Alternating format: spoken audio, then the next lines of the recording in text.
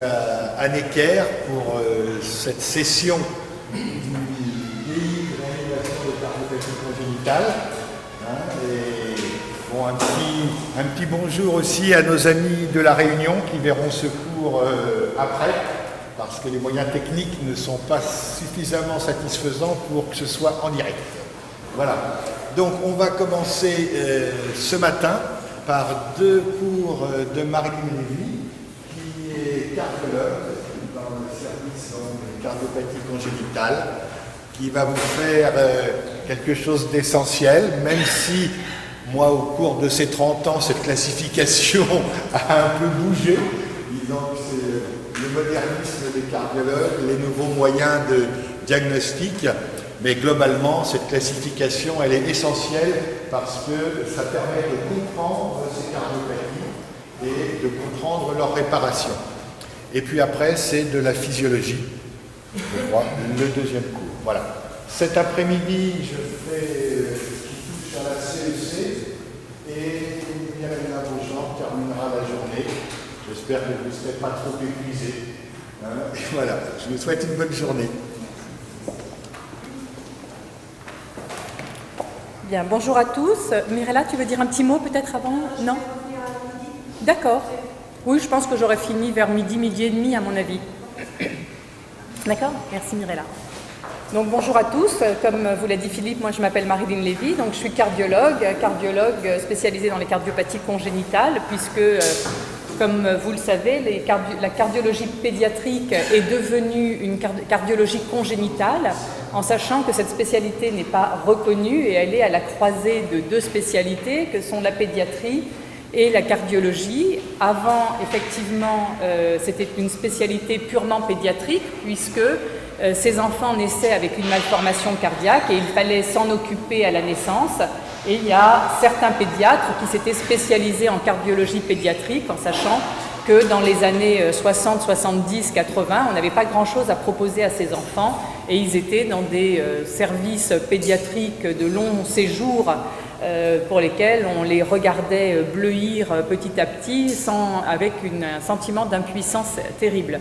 Puis la chirurgie cardiaque pédiatrique est apparue et elle a donné naissance à une nouvelle spécialité qui est la cardiologie congénitale, puisque ces enfants opérés atteignent aujourd'hui l'âge adulte et les cardiologues adultes n'ont pas un savoir sur les cardiopathies congénitales qui font que les cardiologues adultes sont un petit peu désemparés face à ces patients qui ont des cardiopathies congénitales réparées ou non réparées ou palliées. Et eh bien, il faut qu'il y ait quelqu'un qui s'occupe spécifiquement, parce que vous allez le voir, on va en parler aujourd'hui, la prise en charge est spécifique sur ces cardiopathies avec des choses très particulières à observer.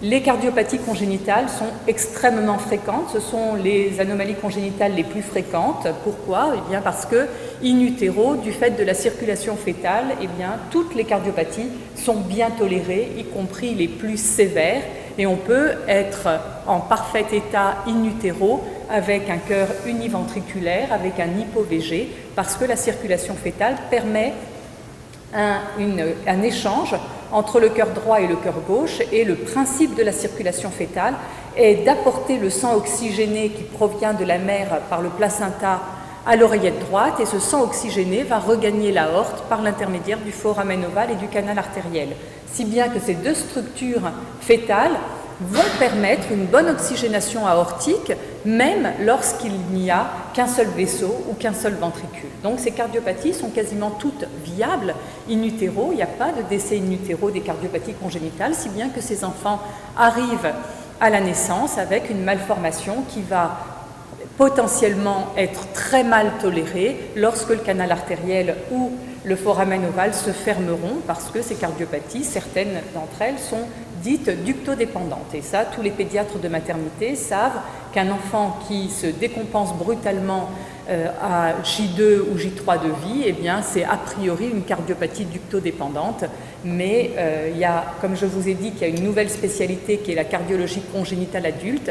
Il y a également une spécialité qui est apparue dans les années 85 grâce à la pugnacité de certains cardiopédiatres qui se sont dit peut-être que ces cardiopathies peuvent être dépistées in utero, et aujourd'hui la cardiologie fœtale est un grand pan de notre spécialité Et dans l'unité UE3C que je vous signale, donc avenue de Lovendal, on était avant à l'Institut de Puériculture, maintenant on est avenue de Lovendal. C'est un centre qui a été précurseur, puisque Laurent Fermont a été le premier à regarder les cœurs in utero. C'est mon associé, il vient de prendre sa retraite, mais on continue cette activité de cardiologie fœtale, qui est une grande partie de notre spécialité. Et l'intérêt de cette cardiologie fœtale, c'est justement d'anticiper la naissance et de faire en sorte que les enfants qui ont une cardiopathie ductodépendante, plutôt qu'ils naissent dans une maternité et qu'ils décompensent à J2 de vie avec un transfert et une séparation maternelle, eh bien, toutes ces cardiopathies naissent dans un centre dans lequel il y a une prise en charge cardiologique et pour lequel les chances de survie et de prise en charge sont les meilleures. Donc les cardiopathies congénitales, on va voir que c'est on a dit, une malformation très fréquente, puisqu'on dit qu'il y a 8 pour 1000, donc près de 1% des enfants naissent avec une cardiopathie congénitale. Elles n'ont pas toutes la même sévérité. Parmi les cardiopathies congénitales, la moitié environ sont des cardiopathies qui vont être très bien tolérées, mais l'autre moitié justifiera d'une vraie prise en charge. Donc si on dit 1% des naissances vivantes, ça veut dire qu'il y a entre 5 et 7 000 enfants qui naissent tous les ans en France avec une cardiopathie congénitale. Ça peut aller de la CIV aux cardiopathies complexes jusqu'au cœur univentriculaire. Lorsqu'on parle des cardiopathies congénitales, je vous ai dit que très peu de gens connaissaient cette pathologie, et les pédiatres et les cardiologues. Et quand on regarde par rapport aux pathologies très connues, comme les leucémies aiguës ou les mucoviscidoses, vous voyez que la fréquence est très inférieure, mais plus médiatisée, pour des raisons lambda, les maladies rares, maladies génétiques. Eh bien, avec le Téléthon, ça a eu une certaine, ça s'est étendu et ça a eu une certaine reconnaissance. Les cardiopathies congénitales, on n'en parle pas beaucoup alors qu'elles sont extrêmement fréquentes. Alors les classifications, elles sont multiples. Il y a énormément de classifications, la dernière en date étant la classification de Damien Bonnet et Lucie Louyel, qui ont fait une classification en 10 groupes qui sont très compliqués. Alors c'est vrai, pourquoi une classification? Eh bien une classification, il y a plusieurs intérêts à faire une classification des cardiopathies congénitales. L'intérêt, c'est que lorsqu'on parle d'une pathologie, eh bien tout le monde parle de la même chose. Et aujourd'hui, il est vrai qu'il y a ceux qui vont vous parler de malposition vasculaire, d'autres qui vont vous parler de ventricule droit à double issue, d'autres qui vont vous parler de tossing big. Chacun a sa classification et on parle d'une même pathologie avec des mots différents. Et l'idée, c'est d'essayer d'uniformiser un peu tout cela. Mais comme chacun veut avoir sa classification et qu'en médecine, malheureusement, l'ego est parfois un peu surdimensionné, et donc chacun veut avoir sa classification avec son nom propre, eh bien, ça ne marche pas toujours, puisqu'il y a des tiraillements et des désaccords sur les modes de classification. Donc moi, ma mission aujourd'hui, c'est pas de vous faire apprendre par cœur une classification, c'est de vous faire comprendre les cardiopathies congénitales. Donc je ne vais pas vous faire un listing. Les classifications, comme je vous dis, il y a les embryologistes qui pensent que la meilleure classification, elle est embryologique, puisque c'est l'essence de la cardiopathie congénitale, c'est parce qu'il y a une anomalie au moment de l'embryogénèse que la cardiopathie va survenir, et c'est vrai que lorsqu'on comprend un petit peu l'embryologie, on comprend les groupes de cardiopathie, et on va voir tout à l'heure, en faisant un petit peu d'embryologie, qu'il y a certaines associations qui sont obligatoires dans des cardiopathies parce qu'elles proviennent d'un déséquilibre à un moment donné de l'embryogénèse. Il y a des classifications anatomiques, il y a des classifications mécanistiques, il y a des classifications génétiques et il y a des classifications physiologiques. Alors je ne vais pas vous dire, moi, en 1 c'est ça, en 2 c'est ça, en 3 c'est... Chacun, après, chaque cerveau va comprendre à sa manière les cardiopathies congénitales, et on va voir aujourd'hui que ce que je veux, c'est que vous compreniez comment ça fonctionne, bien plus que d'apprendre par cœur des classifications. Moi, je suis un petit peu feignante, donc je déteste le par cœur et les noms propres. J'ai toujours essayé d'éviter les noms propres en médecine parce que ça n'a pas grand intérêt. En revanche, J'essaye de comprendre parce que quand on comprend les choses, eh bien, on n'a pas besoin de les apprendre et on les retrouve toujours facilement. Alors que si vous apprenez par cœur une classification en 10 items, il va toujours vous en manquer un et vous allez passer des heures à la retrouver. Alors que si vous comprenez comment ça fonctionne, eh bien, généralement, vous n'avez aucun problème pour comprendre et l'anatomie et la physiologie. Donc le rappel embryologique, comme je le dis, c'est effrayant, mais c'est indispensable. Il faut avoir quelques bases d'embryologie pour pouvoir comprendre les cardiopathies congénitales. Donc vous vous souvenez, quand vous étiez en première et deuxième année de médecine, qu'on parlait du tube endocardiaque, l'embryon, il y a 3 plaques, et à partir de ces 3 plaques, on sait qu'il va y avoir une différenciation cellulaire et qu'il y a un mécanisme de magie dans l'embryogenèse, c'est-à-dire que chaque cellule va, en se différenciant, envoyer un signal à la cellule avoisinante, et de cellule en cellule et de progression en progression, les cellules vont se différencier. Et on va avoir ainsi très précocement, puisque les tubes cardiaques sont de part et d'autre du tube digestif primitif, et il va y avoir une fusion à J22 pour former le tube cardiaque primitif qui va être ventral, et il va y avoir d'emblée une latéralisation de l'embryon. Donc lorsque moi j'ai appris l'embryologie, on parlait d'un tube cardiaque, et pour nous le tube cardiaque c'était ce qui allait donner naissance à toutes les structures du cœur, avec un pôle veineux, une oreillette primitive, un ventricule primitif, ce qu'on appelait le bulbus cordis, qui est la voie d'éjection des ventricules, et le tronc artériel. Et donc ce tube cardiaque avait un pôle veineux et un pôle artériel, et on savait que ce tube cardiaque allait former une boucle, hein, et c'est ce qu'on appelle le looping. Donc on a dit que la fusion des tubes, c'est à J22. À J23, on va avoir notre boucle droite qui va permettre une latéralisation du cœur à gauche. Et ensuite, là on voit en microscopie électronique sur une souris, ce tube qui va faire cette boucle, et on voit ici se différencier, ce qui va donner l'oreillette, puis le ventricule, avec les voies d'éjection.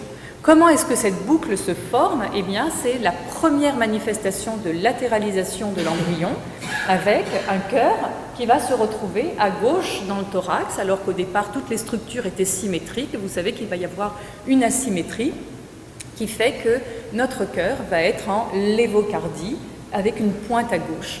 Pourquoi est-ce que cette boucle se forme? Eh bien, cette boucle, elle se fait grâce à une différenciation cellulaire, à un dialogue moléculaire entre les différentes protéines de signalisation, et surtout un mouvement ionique. Et on sait que les courants ioniques, le sens du courant ionique, va entraîner cette boucle droite. Et on s'est aperçu notamment lorsqu'il y a une anomalie des cellules ciliées, comme dans le syndrome de Cartagénaire. Vous vous souvenez, en pneumo, il y a le syndrome de Cartagénaire qui entraîne une anomalie des cellules ciliées avec situs inversus et polypose nasale. Eh bien, dans cette anomalie des cils, comme le mouvement ionique ne se fait pas dans le bon sens, eh bien la boucle va être inversée. On aura une boucle gauche au lieu d'avoir une boucle droite, si bien qu'on aura un cœur en situs inversus.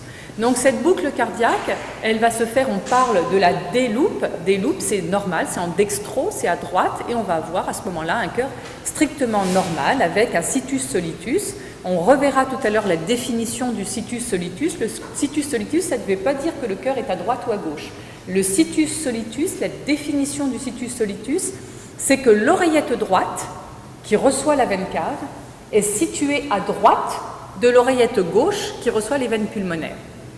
Ça semble très logique comme ça. On verra tout à l'heure qu'un cœur, c'est un puzzle, et qu'en termes d'embryogénèse, toutes les pièces du puzzle peuvent être inversées. Donc le situs, la définition du situs, c'est pas seulement que le cœur est situé à gauche, c'est que l'oreillette gauche est située à gauche de l'oreillette droite, qui elle doit être située à droite. D'accord ? Et l'oreillette droite reçoit toujours la veine cave. Si en revanche il y a une inversion et qu'on a une L-loop, on va se retrouver en situs inversus isolé. Donc ce tube cardiaque primitif, il est composé de différents segments. Un segment interne qui est l'endocarde au niveau du cœur et l'endothélium au niveau des vaisseaux. Un segment externe qui est le myocarde, cellule musculaire, et entre les deux, il y a la matrice extracellulaire ou la gelée cardiaque, Et cette gelée, elle joue également un rôle dans la formation de certaines structures cardiaques. Donc tout ne vient pas de la structure musculaire bordée d'endocarde, il y a également un rôle de la gelée cardiaque, notamment dans la formation des valves. Donc cette notion de tube cardiaque, comme on a dit, au départ on pensait que ce tube cardiaque allait donner la totalité du cœur. Aujourd'hui, on sait que ça n'est pas exact. La cavité postérieure, c'est celle qui va donner l'oreillette primitive, mais en fait, cette oreillette primitive, elle va donner essentiellement l'oreillette gauche. La cavité antérieure, c'est ce qu'on appelait le ventricule primitif, et on pensait que ce ventricule primitif allait se cloisonner et donner un ventricule droit, un ventricule gauche. Avant, on se disait le tube cardiaque a une oreillette primitive avec un cloisonnement, 2 oreillettes. Un ventricule primitif, un cloisonnement, 2 ventricules. On sait aujourd'hui que ce n'est pas tout à fait ça, ça donne qu'une partie. Donc la cavité postérieure, l'oreillette primitive va donner surtout l'oreillette gauche, le ventricule primitif va donner surtout le ventricule gauche, et à cette structure de tube cardiaque vont venir s'intégrer d'autres structures, notamment les cellules de la crête neurale, qui vont donner l'air cardiaque antérieur durant le looping. Tout ça, à visée d'enseignement, je vous dissocie les étapes, mais il est bien évident que tout ça se forme en même temps. Donc pendant qu'il y a le looping, les cellules de la crête neurale donc, qui viennent du cerveau vont descendre, et c'est très proche parce que l'embryon il est comme ça complètement recroquevillé, donc le cerveau et le cœur ils sont très proches chez l'embryon en début d'embryogenèse. Donc ces cellules vont migrer et on va voir que ces cellules de la crête neurale jouent un rôle déterminant dans la formation du conotroncus, et toutes les cardiopathies conotroncales sont liées à des anomalies de migration des cellules de la crête neurale dont on reparlera tout à l'heure. Et ces cellules de la crête neurale, eh bien, elles vont donner pour beaucoup la voie d'éjection droite, une partie du VD, une partie de l'OD et une partie des voies d'éjection. Oui. Oui. Oui, parce que en fait, le tube, il fait le looping, donc on va avoir les structures d'emblée, il va y avoir un positionnement de structures postérieures, comme dans le cœur, hein, les oreillettes elles sont postérieures, les ventricules sont antérieurs. Donc pendant le looping, les oreillettes vont prendre une passe, elles vont aller en arrière, et les ventricules vers l'avant. Donc les origines du cœur, tube cardiaque primitif, certes, mais aussi les cellules de la crête neurale, l'aire cardiaque antérieure qui a été décrite plus récemment. Les cellules de la crête neurale, ça fait quelques années déjà qu'on sait qu'elles interviennent. L'aire cardiaque antérieure, c'est plus récent. Et le mésocarde dorsal, pour les veines, vont interférer. Donc il y a plusieurs structures qui vont permettre la formation du cœur normal. Alors le conotroncus, alors je ne sais pas, peut-être qu'il y a des termes, hein, quand il y a des termes que vous ne comprenez pas, vous n'hésitez pas à m'arrêter. Le conotroncus, ce qu'on appelle le conotroncus, c'est l'extrémité en fait artérielle de notre tube cardiaque. On a dit qu'il y avait le bulbus cordis qui allait donner les voies d'éjection. Donc ça, c'est une partie musculaire, c'est tout ce qui va donner l'infundibulum pulmonaire. Et ensuite, les voies d'éjection droite et gauche. Donc à l'origine, il y a l'artère, il y a une artère commune, c'est-à-dire ce qu'on appelle un tronc artériel commun. Ça fait partie, c'est un stade embryologique, ça. Il y a un moment où le cœur, il a une oreillette unique, un ventricule unique et un vaisseau unique. Donc on conçoit assez aisément que s'il y a une anomalie qui survient à ce terme-là embryologique, on va avoir un cœur univentriculaire. Ensuite, on a dit que les cellules de la crête neurale vont intervenir pour les voies d'éjection. Donc s'il y a une anomalie au moment de la migration des cellules de la crête neurale, on va avoir une implication en termes de formation du conotroncus, donc des voies d'éjection des ventricules. Donc le conotroncus, on s'aperçoit en fait qu'il a 2 origines, et c'est pour ça qu'il y a eu, à un moment donné, on a dit la transposition des gros vaisseaux, c'est une anomalie des voies d'éjection, puisque les 2 artères sont inversées, et en fait on s'aperçoit que ça n'est pas du tout une anomalie de migration des cellules de la crête neurale, c'est autre chose. Et en fait, c'est parce que ce conotroncus en fait a une double origine. Il a à la fois une origine des cellules de la crête neurale représentées en vert ici, mais aussi l'aire cardiaque antérieure qui va jouer un rôle dans la voie d'éjection immédiate. L'embryologie, c'est quelque chose qui bouge énormément. On n'a pas encore tout saisi en termes d'embryologie parce que analyser l'embryologie humaine, j'espère qu'on va faire un bond, et je suis sûre même qu'on va pouvoir faire un bond, parce qu'on essaye aujourd'hui d'identifier et de marquer les cellules. Comme ces cellules subissent une différenciation, il est très difficile d'aller marquer des cellules au stade très précoce, parce que ces cellules qui vont être marquées, comme elles vont se différencier, elles vont pouvoir donner naissance à beaucoup de cellules, elles sont pluripotentes. Donc faire un marquage spécifique pour savoir quelle cellule va donner l'artère pulmonaire, quelle cellule va donner l'aorte, quelle cellule va donner la voie d'éjection droite et gauche, est très difficile, mais j'espère qu'on va finir par trouver un modèle d'embryologie du cœur humain qui va nous permettre de mieux comprendre. Mais entre l'époque où moi j'ai fait mes études de médecine et l'époque où mon fils est en train de les faire aujourd'hui, eh bien l'embryologie n'est plus du tout la même. Il y a des bases, mais il y a beaucoup de choses nouvelles qu'on découvre grâce aux travaux de recherche qui se poursuivent. Donc peut-être que l'an prochain, je dirais, ah ben ça y est, on a trouvé la transposition des gros vaisseaux, c'est la mutation du gène machin truc chouette, et c'est lié à telle cellule qui migre mal. Pour le moment, on ne sait pas encore. Donc le cœur, il va être en place si et seulement si on a bien eu un looping, donc notre boucle droite à J23, s'il y a bien une convergence des différentes structures pour que l'oreillette donne une suite à une valve tricuspide et un ventricule droit, l'oreillette gauche donne suite à une mitrale et un ventricule gauche, que le ventricule droit donne bien l'artère pulmonaire et que le ventricule gauche donne bien l'aorte. Donc pour cela, il faut qu'il y ait le looping à J23, la convergence, et on va voir après à quoi ça correspond, parce qu'il y a un moment donné, quand il y a le looping, où on a une espèce de ventricule unique avec les deux vaisseaux au-dessus, donc il va y avoir un mécanisme de septation, de torsion qui vont faire en sorte qu'on aura une bonne concordance auriculo-ventriculaire, ventriculo-artérielle. Et après le wedging c'est un terme anglais d'encastrement, parce qu'après les vaisseaux, une fois que notre tronc artériel commun va subir une septation hélicoïdale, eh bien vous imaginez un tube, ma main et la septation, eh bien cette septation elle ne se fait pas toute droite comme ça, c'est une septation hélicoïdale qui va permettre de ramener l'aorte au centre du cœur en postérieur et au-dessus du ventricule gauche, elle va descendre pour venir s'encastrer au contact de la mitrale, et c'est la raison pour laquelle on a une continuité mitro-aortique dans un cœur normal, parce que cette aorte va venir s'encastrer au contact de la mitrale, effacer tout muscle entre la mitrale et l'aorte, et elle vient se mettre au milieu du cœur, dans la voie d'éjection du ventricule gauche, laissant l'artère pulmonaire en avant et à gauche. D'accord ? Donc tout cela se fait de façon concordante, de sorte à ce qu'il y ait une bonne anatomie. Le looping va déterminer le situs, la convergence va déterminer les concordances auriculo-ventriculaires et le wedging va faire en sorte que l'aorte sera bien en continuité avec la mitrale alors que l'artère pulmonaire est en discontinuité avec la tricuspide. Autour du cœur, les cardiologues pensent souvent que le cœur, eh bien, c'est la pièce essentielle et qu'il n'y a rien autour, mais quand même autour du cœur, il faut bien qu'il y ait des choses qui se forment et il y a les vaisseaux et les poumons. Et le cœur est complètement indissociable. Le rôle du cœur, c'est une pompe qui a pour mission d'envoyer de l'oxygène dans tous nos tissus périphériques et pour cela, il faut qu'il y ait une circulation. Donc notre cœur, il va se former au centre au départ, il va se latéraliser pour venir à gauche et on va avoir une face postérieure, ici vous avez une vision de la face postérieure du cœur avec l'oreillette.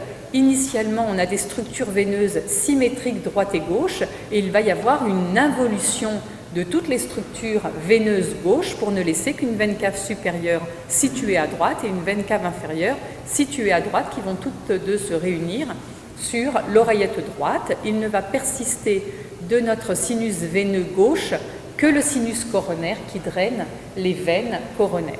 La veine cave supérieure involue, on sait que dans un certain pourcentage de cas, on va avoir la persistance d'une veine cave supérieure gauche et on comprend alors que cette veine cave supérieure gauche se draine dans le sinus coronaire et on voit dans certaines cardiopathies un sinus coronaire dilaté parce que justement il y a persistance de la veine cave supérieure gauche et ça se voit très bien sur une échographie standard, mais si on ne comprend pas l'embryologie, eh bien on ne comprend pas à quoi correspond cette structure. Là on comprend très bien que si cette veine-là n'involue pas, eh bien on va avoir une veine cave supérieure droite, une veine cave supérieure gauche qui vient se drainer dans le sinus coronaire et qui du coup se retrouve dilatée puisqu'il y a un afflux veineux supplémentaire.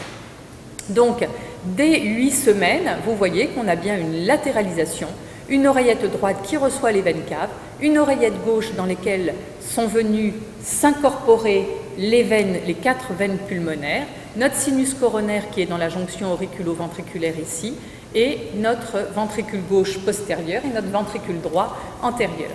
De façon concomitante, eh bien, on a le poumon. Le poumon, comment se forme un poumon? Le poumon se forme à partir du tube digestif primitif.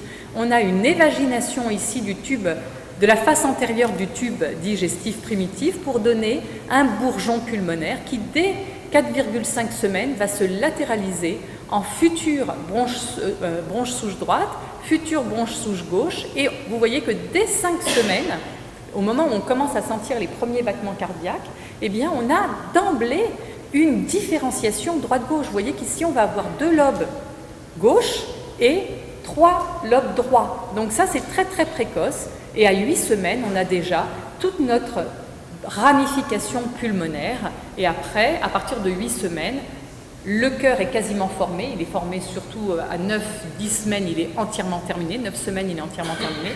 Les vertèbres se forment à la même période. C'est pour ça qu'il y a souvent des associations malformation cardiaque et malformation vertébrale. Le cœur et le poumon se forment aussi de façon concomitante et on conçoit assez aisément que si le cœur est mal formé, eh bien, il peut y avoir un retentissement sur les poumons puisque les vaisseaux et les bronches sont directement intriqués pour fonctionner l'une avec l'autre. Donc les malformations cardiovasculaires, elles peuvent survenir à différents stades. Soit on a une anomalie de la boucle et à ce moment-là, on va avoir des anomalies et du situs, mais aussi parfois de la position du ventricule gauche par rapport au ventricule droit. On peut avoir des anomalies de septation entre les oreillettes ou les ventricules. On peut avoir des anomalies d'alignement des cloisons. On va pouvoir avoir des anomalies des connexions, ce qu'on appelle les discordances. On peut avoir des discordances auriculo-ventriculaires, c'est-à-dire qu'on a une oreillette droite, puis ensuite on a un ventricule gauche. Cette oreillette droite, elle se déverse dans un ventricule gauche, morphologiquement gauche.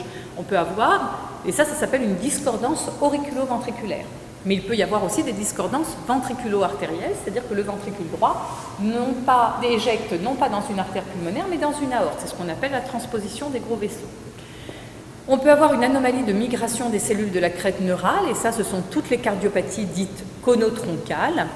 Et enfin, les anomalies hémodynamiques peuvent aussi avoir un retentissement, puisque c'est en partie la fonction qui va faire que l'organe va se développer ou pas. S'il y a très peu de sang qui rentre dans une cavité, eh bien cette cavité ne se développera pas, même si embryologiquement elle a été bien formée.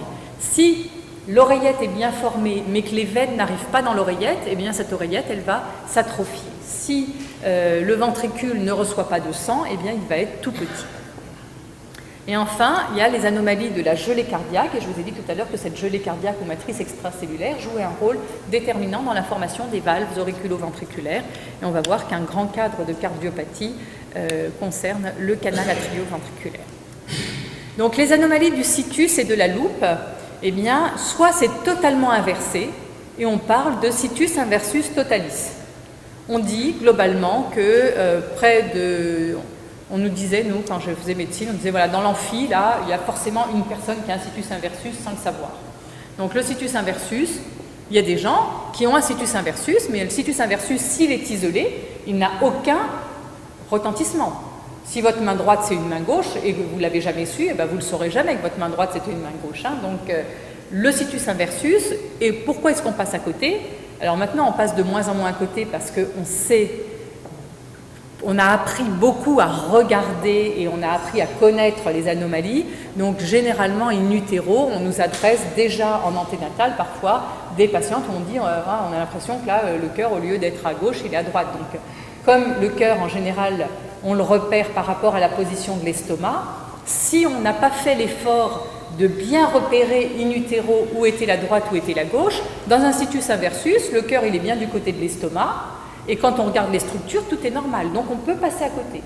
Et quand l'enfant, pour une raison lambda, fait une radio de poumon et qu'il y a une radio de poumon, on se dit inversé, ben le manip, il ne se dit pas un situs inversus, il se dit oh là, je me suis trompé droite-gauche, et puis il réintervertit le droite-gauche, et puis on se retrouve comme ça avec un diagnostic de situs inversus méconnu. Donc c'est pour dire qu'un situs inversus, S'il est isolé, il n'aura aucune conséquence. Comme on sait que le situs inversus peut être associé au syndrome de Cartagena, on fera quand même quelques examens à ces enfants pour vérifier qu'il n'y a pas d'anomalie bronchique associée. Ensuite, il y a ce qu'on appelle des anomalies, des randomisations globales, c'est-à-dire que pour une raison qu'on ignore, eh bien, plus loin, symétrie, ne se fait pas correctement. Et au moment où des choses doivent évoluer ou doivent aller à droite, à gauche, eh bien, on ne sait pas très bien, et c'est ce qu'on appelle les hétérotaxies. Les hétérotaxies, c'est pas un situs inversus, mais le cœur est situé à droite, le foie, au lieu d'être à droite, il est à gauche, donc il y a des inversions, mais on ne sait pas très bien. Donc on parle d'hétérotaxie ou d'isomérisme. Ce qu'on appelle isomérisme, ça veut dire qu'il y a ce qu'on appelle les isomérismes droits ou les isomérismes gauches. Donc on a l'impression qu'il y a deux cœurs droits ou deux cœurs gauches, ou deux hémicorps droits ou deux hémicorps gauches. Donc si on a un isomérisme gauche, comme la rate est à gauche, on a deux fois une rate, donc on parle de rate polysplénique, et on voit une rate polylobée. Si en revanche on a deux parties droites, on n'a pas de rate du tout, et on parle d'asplénie. Donc ça, la rate est d'analyse importante pour dire si on est plutôt sur le versant gauche ou sur le versant droite. Et si on n'a qu'un seul ventricule, il vaut mieux avoir un seul ventricule de type gauche plutôt qu'un seul ventricule de type droit pour assurer l'hémodynamique. Et enfin, la randomisation partielle, eh bien, on va avoir certaines cardiopathies telles que la double discordance. Qu'est-ce que la double discordance? Ça veut dire discordance auriculo-ventriculaire et discordance ventriculo-artérielle. Donc globalement, j'ai une oreillette droite qui reçoit ma veine cave, qui se déverse dans un ventricule morphologiquement gauche, et ce ventricule morphologiquement gauche va éjecter dans une artère pulmonaire. Là encore, le sang bleu se retrouve bien dans l'artère pulmonaire, le sang rouge se retrouve bien dans l'aorte, donc on peut très bien avoir une double discordance qui passe totalement inaperçue, puisque l'enfant à la naissance, il est bien rose, et il va avoir une vie normale jusqu'au jour où ce ventricule morphologiquement droit qui se trouve sous l'aorte va montrer des signes de faiblesse parce qu'un ventricule droit n'est pas fait pour être à pression aortique toute une vie. Il peut le supporter pendant plusieurs années, mais généralement, ce sont des patients qui arrivent, pas récemment, mais on a un cas comme ça dans le dossier, dans le service, d'une patiente qui, pendant sa grossesse, nous a été adressée parce qu'elle a eu une fuite mitrale importante qui s'est développée pendant la grossesse. Et en fait, quand elle arrive au bloc elle arrive en pré-opératoire chez nous, je fais l'écho et je dis mais oh là, c'est pas du tout une valve mitrale, ça c'est une valve tricuspide. Et cette patiente, en fait, elle a une double discordance avec une valve tricuspide qui a moins bien tenu la route du fait de la grossesse avec augmentation de débit. Il y a eu une augmentation de volume et ce ventricule droit qui était déjà depuis 30 ans à travailler à pression systémique se voit avec une charge de travail supplémentaire qu'il n'a pas tolérée. Donc on n'a pas eu à l'opérer, on continue à suivre cette patiente avec une valve qui fuit, mais on sait que quand la valve fuit, ce n'est pas la valve qui est malade, c'est que le ventricule commence à être fatigué, donc aller remplacer une valve n'est pas le geste intelligent à faire puisque c'est le signe d'une faiblesse du ventricule. Donc à terme, c'est plutôt la transplantation. Et enfin, il peut y avoir de temps en temps des cœurs univentriculaires avec des septations qui ne se sont pas constituées ou des inversions ventriculaires aussi. Donc quand je vous dis qu'un cœur est composé de 8 pièces, si je fais... il n'y a pas de... Si, imaginez, voilà, veine, oreillette, ventricule, artère. D'accord? Donc j'ai 8 pièces de puzzle. Tout peut se voir. Je peux avoir les veines caves qui arrivent dans l'oreillette gauche. Je peux avoir des veines pulmonaires qui arrivent dans l'oreillette droite. Je peux avoir une oreillette droite avec qui fait suite, à laquelle fait suite un ventricule gauche. Du ventricule gauche peut sortir une aorte ou une artère pulmonaire. Tout ça peut se voir. Donc, pour analyser une cardiopathie congénitale, il faut être absolument très systématique et analyser segment par segment et regarder, pas seulement les segments, regarder comment le sang circule pour comprendre comment ça fonctionne. Donc le situs, on a dit que le situs, le plus souvent, fort heureusement, il est solitus. Donc je vous ai déjà donné en préambule la définition du situs. Donc le situs, ça veut dire que l'oreillette gauche, qui a une morphologie d'oreillette gauche, parce que la forme de l'oreillette gauche et de l'oreillette droite ne sont pas les mêmes, mais ça, ce sont des des discussions d'embryologistes. Je ne vais pas entrer dans le détail, mais en gros, l'oreillette gauche, elle a une forme un peu triangulaire parce que la base de l'oreillette reçoit les veines pulmonaires. Donc, il y a une face postérieure de l'oreillette gauche qui est un peu plane, alors que l'oreillette droite est beaucoup plus ronde. Donc, l'oreillette gauche est située à gauche de l'oreillette droite.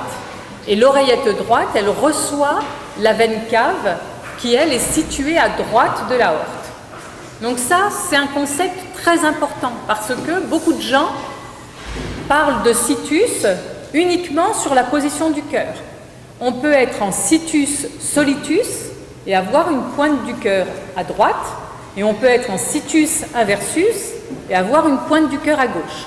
Donc la définition du situs, c'est oreillette droite qui reçoit les veines caves, située à droite de l'oreillette gauche. Donc on commence notre examen, nous, cardiologues, échographiques, par repérer la veine cave, on la suit, on voit dans quelle oreillette elle arrive, on regarde si cette oreillette ressemble bien à une oreillette droite, et on regarde si cette oreillette droite est bien située à droite de l'oreillette gauche qui reçoit les veines pulmonaires. Là, on a défini notre situs.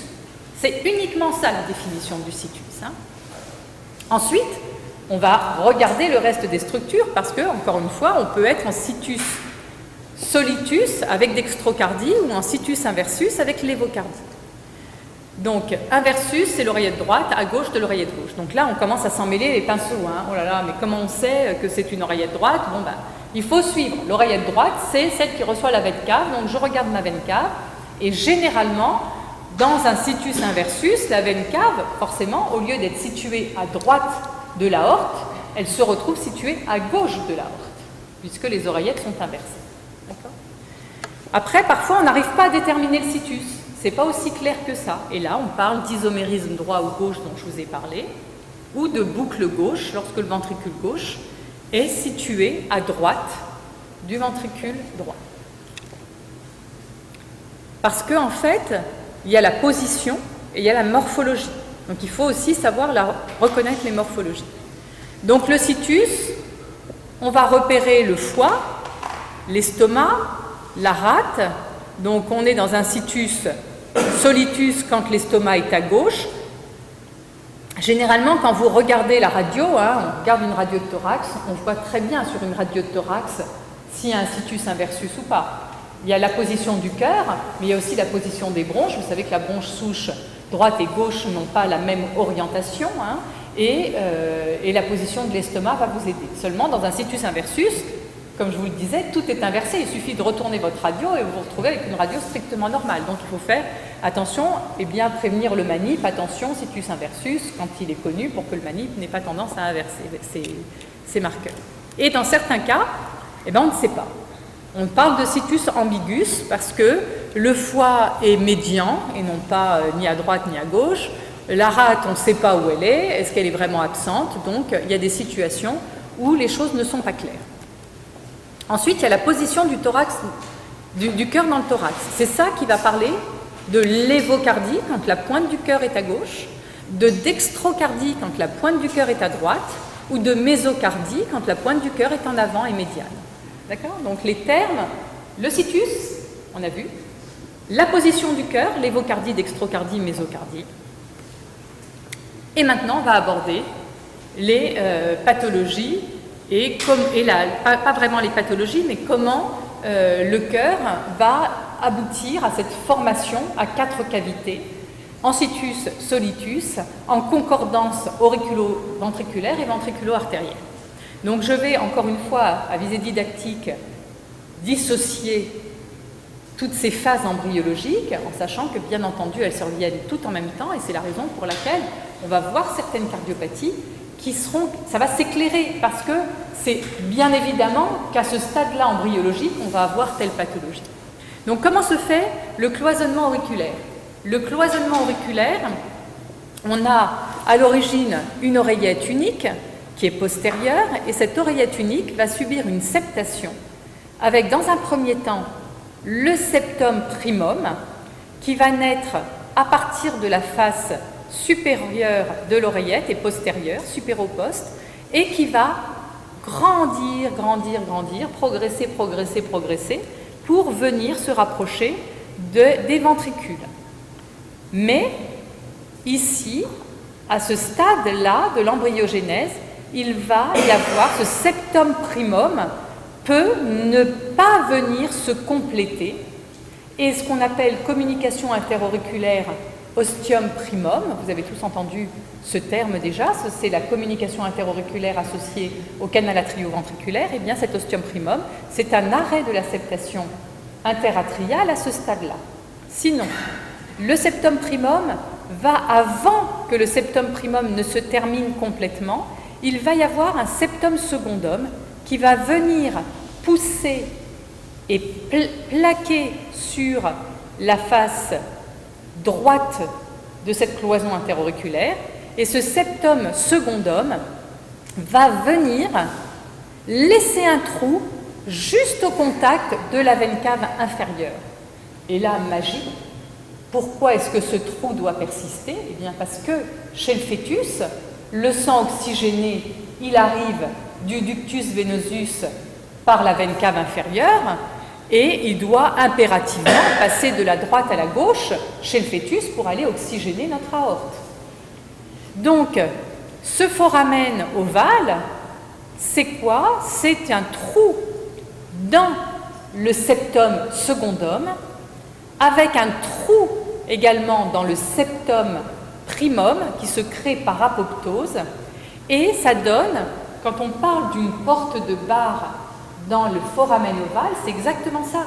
J'ai mon septum primum qui est là, j'ai mon septum secondum qui est là, mon septum primum qui est sur la face gauche de l'oreillette, et mon septum primum, il est tout floppy, tout fin, et il est ouvert sous l'effet du gradient de pression, puisque chez le fœtus, tout le sang arrive dans l'oreillette droite. Le sang de la veine cave, plus le sang des veines ombilicales qui viennent se drainer dans l'oreillette droite, amener le sang oxygéné qui doit passer à gauche par le foramen ovale. D'accord? Donc, le cloisonnement interauriculaire, il est incomplet, volontairement in utero. Et il ne se complétera qu'après la naissance, lorsque le bébé naît, respiration, arrivée d'oxygène dans les poumons, expansion pulmonaire, arrivée de sang, donc du coup dans les veines pulmonaires, et la pression dans l'oreillette gauche augmente et vient plaquer ma membrane du foramen ovale pour fermer et terminer le cloisonnement interauriculaire. Oui? Les deux secteurs apparaissent normalement dans le sens l'un suit l'autre. Oui, d'abord l'un, puis l'autre. Et d'abord l'un, et d'abord celui-là, il va d'abord pousser. Ensuite, il va y avoir une apoptose ici. C'est ça qui permet la communication entre les deux. Non, mais c'est ça qui déclenche la fin de l'autre ou... Non, non, c'est concomitant. Ça, on ne sait pas très bien. On sait que c'est concomitant et que le septum primum, il va subir une apoptose cellulaire pour permettre la communication. D'accord? Donc cet accolement-là, et on voit que ce septum primum, il est tout floppy. Quand on fait de l'écho anténatal, on voit très très bien cette petite membrane qui flotte dans l'oreillette gauche, et c'est un des moyens de reconnaître l'oreillette gauche in utero, c'est de dire, bon ben voilà, celle-là c'est bien l'oreillette gauche puisqu'il y a la membrane qui flotte dedans. Ok? Donc le cloisonnement interauriculaire, il survient précocement, et on va se retrouver avec une oreillette gauche qui reçoit les veines pulmonaires, une oreillette droite qui reçoit les veines caves, et elles sont toutes les deux bien séparées, à ceci près qu'il y a le foramen ovale qui est indispensable à la vie et à la survie intra-utérine. Donc les oreillettes, il peut y avoir, on le conçoit, un défaut de cloisonnement de cette oreillette primitive, et dans un certain nombre de cas, on peut avoir une oreillette unique, c'est-à-dire on voit absolument aucune membrane, on a une oreillette unique avec les veines pulmonaires qui se drainent sur le versant gauche de cette oreillette unique, les veines caves qui se drainent sur le versant droit de cette oreillette unique, mais parfois, quand il y a une oreillette unique, il peut aussi y avoir des problèmes d'isomérisme, mais on ne sait pas très bien où arrivent les veines caves, mais comme tout se mélange de toutes les façons dans cette oreillette, c'est une cardiopathie à sang mélangé obligatoire. Donc, oreillette unique, parfois c'est simplement la persistance du foramen ovale, donc ça c'est pas considéré comme de la pathologie. On pense que 20% de la population ne ferme pas complètement son foramen ovale après la naissance. On sait que on vous fait à vous une écho, eh bien, il n'est pas du tout rare de trouver un petit passage entre les oreillettes résiduelles. Et à partir du moment où c'est un tout petit passage, ça n'a aucune incidence sur la vie de tous les jours. Sinon, qu'en cas de pression droite, s'il y a un petit caillot à droite et qu'on a une hyperpression droite, s'il y a une inversion du shunt, c'est ce qu'on appelle les embolies paradoxales. Ce sont les gens qui ont une embolie une phlébite, une embolie pulmonaire, hyperpression à droite, et il y a un petit caillot qui va migrer dans le cerveau. C'est aussi ce qui cause les accidents de plongée. Les gens qui font de la plongée en grande profondeur, eh bien, les accidents de plongée sont liés à une surpression à droite et une bulle qui peut aller dans le cerveau. Donc quand il y a un foramen ovale dont on sait qu'il est perméable, eh bien, il vaut mieux éviter la plongée sous-marine.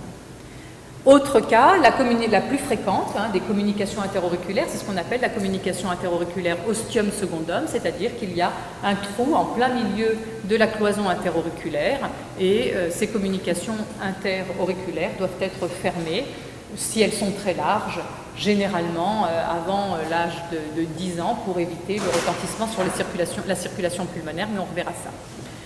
La CIA ostium primum, c'est une CIA très particulière puisque la CIA ostium primum signifie qu'il y a eu une anomalie au moment de la formation du canal atrioventriculaire. Parce que le septum primum, c'est vraiment celui qui va venir rencontrer la fin de du cloisonnement interventriculaire et qui va permettre aussi la rencontre des valves auriculoventriculaires. C'est vraiment situé à ce qu'on appelle la croix du cœur. La croix du cœur, c'est, on va le voir dans le canal atrioventriculaire, la croix du cœur, c'est vraiment la jonction entre les oreillettes et les ventricules. Et cette jonction-là va être la vraie partie de cloisonnement en 4 cavités par les valves auriculoventriculaires latéralement, par la cloison interauriculaire vers le bas qui est le septum primum et le septum d'admission interventriculaire. Et c'est cette rencontre de toutes ces structures qui va cloisonner et faire que le cœur est complètement droit-gauche sans aucune communication. Donc la CIA ostium primum s'intègre dans les anomalies du canal atrioventriculaire. Donc ça c'est très important parce que vous savez que le canal atrioventriculaire est la malformation associée à la trisomie 21. Donc lorsqu'on fait un dépistage en anténatal d'une CIA ostium primum, eh bien il faut absolument faire un cariotype pour être sûr qu'on n'est pas face à une cardiopathie atrioventriculaire associée à une anomalie chromosomique. Et enfin, dans les anomalies qui concernent les oreillettes, il peut y avoir des défauts d'incorporation des veines au niveau de l'oreillette, et c'est notamment les anomalies des retours veineux systémiques ou plutôt pulmonaires, parce qu'on sait que les veines pulmonaires vont venir s'intégrer à la face postérieure de l'oreillette, contrairement aux veines caves qui font partie de la corne veineuse et qui sont plutôt associées à l'oreillette. Mais les anomalies d'incorporation des veines pulmonaires, ça c'est quelque chose que l'on peut être amené à voir. Et vous, en chirurgie cardiaque, c'est aujourd'hui la seule urgence chirurgicale qui nous fait appeler un chirurgien de nuit en dehors de la transplantation, c'est le retour veineux pulmonaire anormal total, parce qu'il n'y a pas d'autre solution que chirurgicale. Donc voilà des petits schémas pour vous rappeler l'évolution du sinus veineux. On l'a vu déjà tout à l'heure. Au départ, il y a une franche symétrie de toutes les structures veineuses. Puis ensuite, il va y avoir une involution de certaines structures veineuses. Et il ne va rester à droite que la veine cave supérieure droite, la veine cave inférieure. Pas de veine cave supérieure gauche, puisque la veine marginale va s'atrophier. Et il ne persiste ici que le sinus coronaire qui permet le drainage des veines coronaires. Et au niveau de l'oreillette gauche, eh bien, vont venir s'incorporer les 4 veines pulmonaires, la supéro-droite, inféro-droite, supéro-gauche, inféro-gauche, et on a nos 4 veines à la face postérieure de l'oreillette gauche. Et de temps en temps, on peut avoir des anomalies, des retours veineux pulmonaires qu'on verra. Et la persistance de la veine cave supérieure gauche, comme on l'a dit tout à l'heure, est une variante anatomique et non pas une pathologie. Mais lorsqu'il y a persistance d'une veine cave supérieure gauche, il faut quand même s'assurer qu'il n'y a pas d'autres anomalies parce que ça peut entrer dans les anomalies du cœur gauche. Donc quand in utero il y a une dilatation du sinus coronaire, il faut s'assurer qu'il s'agit bien d'une veine cave supérieure gauche simplement et non pas de veine pulmonaire qui se draine dans le sinus coronaire ou d'autres anomalies du cœur gauche associées.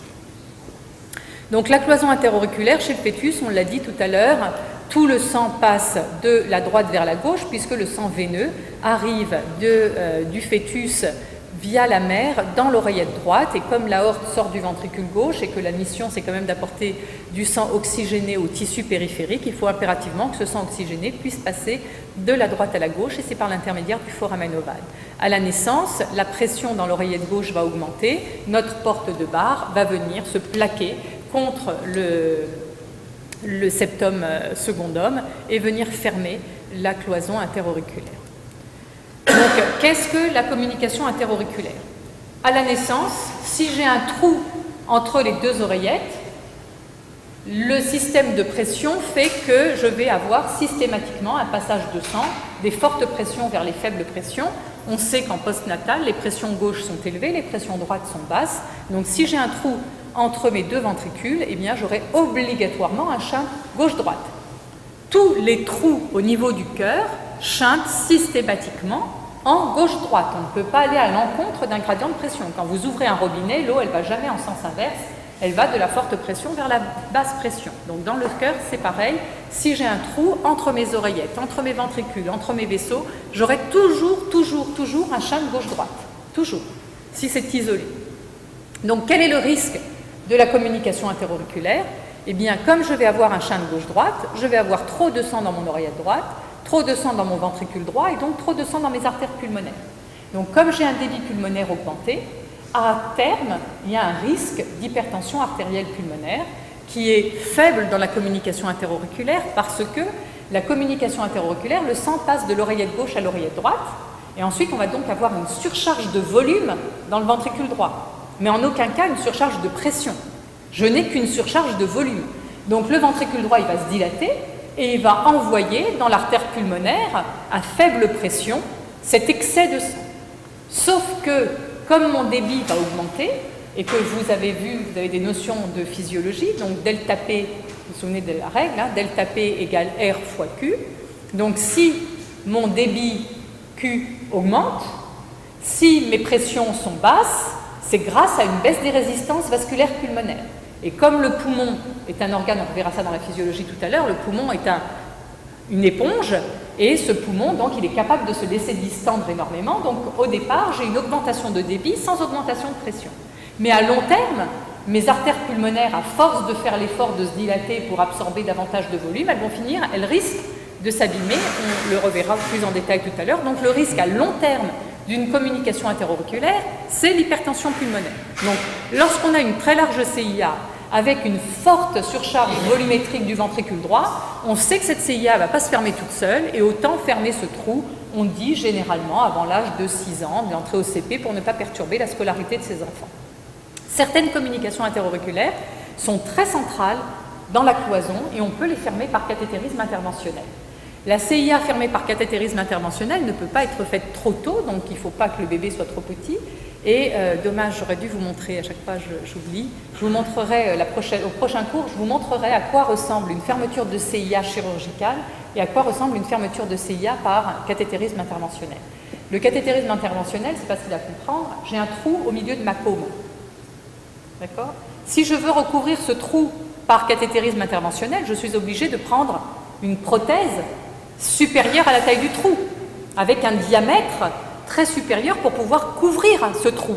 Et comme la prothèse, c'est une double ombrelle qui va venir s'appliquer sur la face gauche et sur la face droite de l'oreillette, je mets une double ombrelle d'une taille, d'un diamètre supérieur à celui du trou, donc je vais mettre un